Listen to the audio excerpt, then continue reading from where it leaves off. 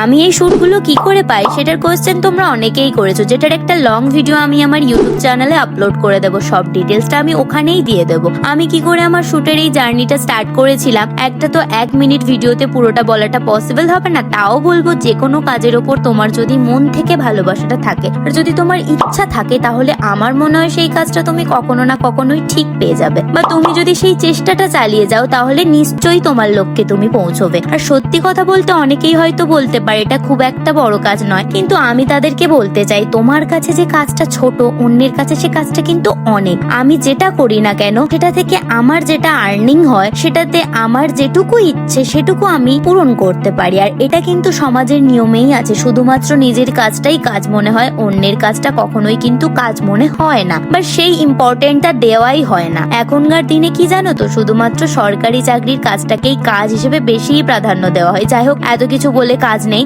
Next time তোমাদেরকে এর বাকি পার্টটা পুরোটাই বলে দেবো। টাটা, দেখা হচ্ছে নেক্সট কোনো ভ্লগে।